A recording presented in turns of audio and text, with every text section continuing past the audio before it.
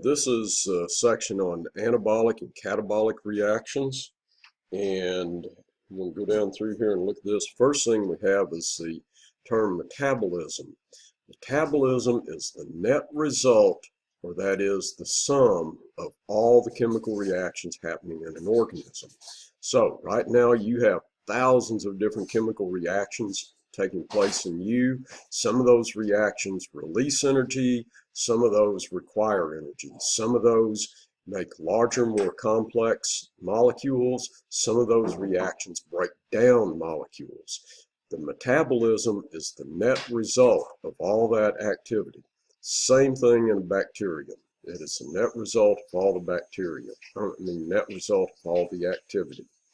Okay, and then it points out these chemical reactions can either release or require energy. And we're going to subdivide the reactions that same way. We're going to talk about catabolic reactions and then anabolic reactions. Catabolic reactions are those reactions that take a large, complex organic molecule and break it down into simpler, smaller molecules.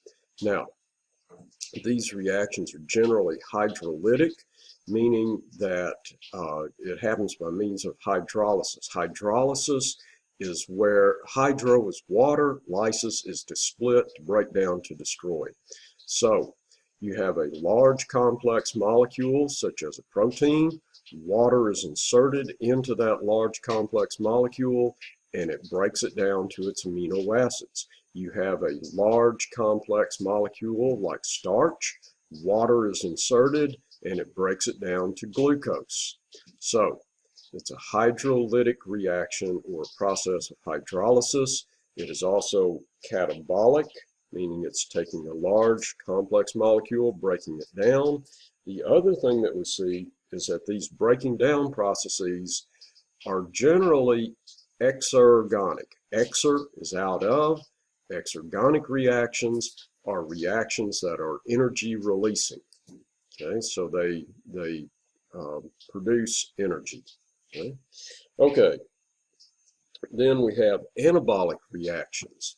Anabolic reactions are going the opposite direction. They are taking small, simple organic molecules and combining those together to make a large, complex organic molecule. So it's a buildup of structure, a buildup of complexity. Now, just like a while ago, we had hydrolysis. This time we have what's called dehydration synthesis. Synthesis is to make something larger and more complex. Dehydration means that we're pulling water out of it. So every time two amino acids are linked together, we pull out a water molecule.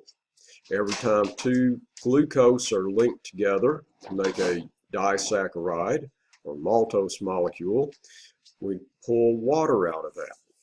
So dehydration synthesis is part of the anabolic process, and it makes a larger, more complex organic molecule. Now, generally in nature, you do not have a buildup of complexity that happens just on its own. A buildup of complexity usually requires an input of energy. So these are said to be endergonic reactions. Ender is into. So endergonic reactions requires an input of energy to drive these. And then your textbook gives some examples of those. Okay, let's see. Now, this energy is going to be tied in with ATP. If we have a catabolic process taking place, that energy some of that energy that is released is going to be used to make this substance ATP, adenosine triphosphate. If we have an anabolic process taking place, building up process, the energy for that is going to come from ATP, adenosine triphosphate. Okay, we want to look at enzymes now.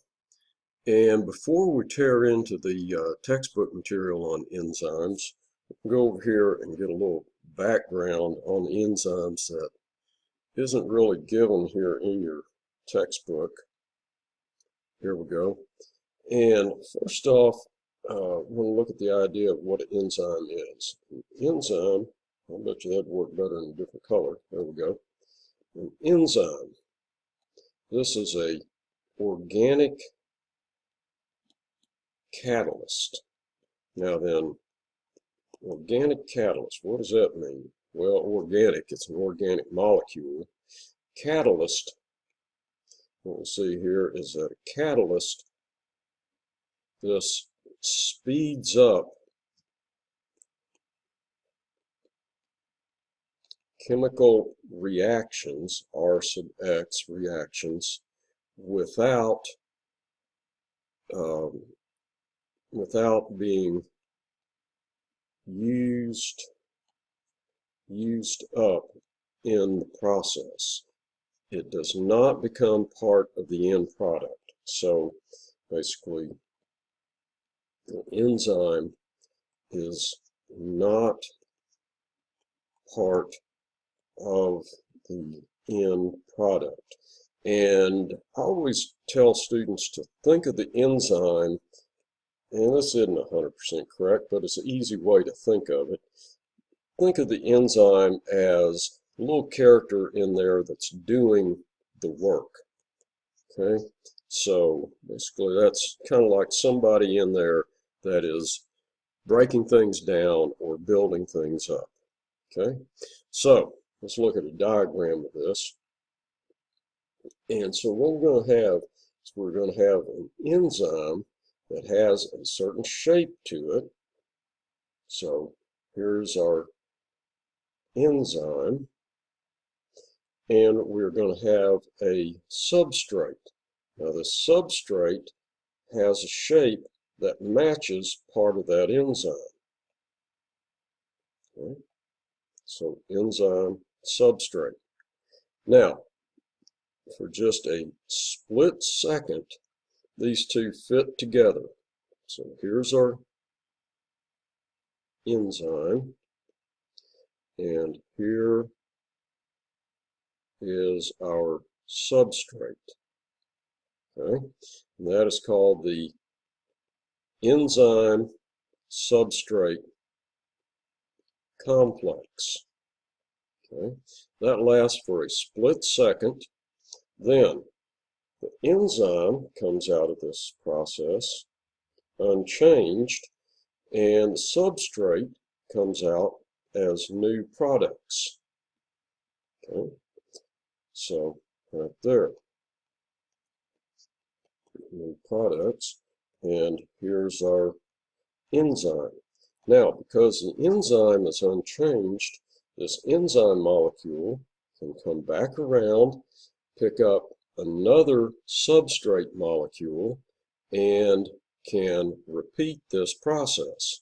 So the same enzyme molecule can be used over and over and over again. So for this reason, whether it's you or the microorganism, you have very small amounts of any one particular enzyme. Okay? Now, the other thing about enzymes, they are very specific. And notice the way I drew this is the shape of the substrate right here matches the shape of this part of the enzyme. Okay? This part of the enzyme is called the active site. Okay, so we have what's called the lock and key theory. Okay, so this lock and key theory, this is the idea that the enzyme, shape of the active site, so there's the active site on the enzyme, and the shape of the substrate match up like a lock and key. Okay, so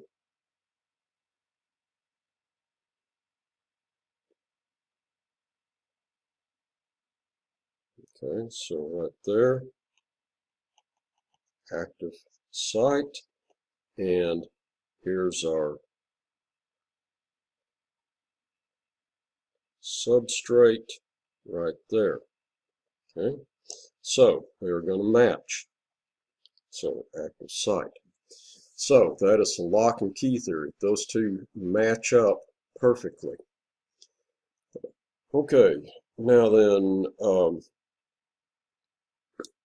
that explains another aspect of this, is that enzymes are very specific. Okay? Meaning one enzyme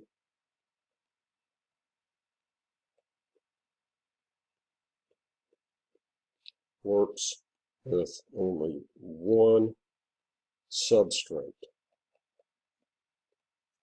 Okay? So carries out and here carries out one particular reaction. Okay? So enzymes are very specific. The reason for the specificity, so reason right here, reason right here, is that matching shape. Okay, so the matching shape of it's called the active site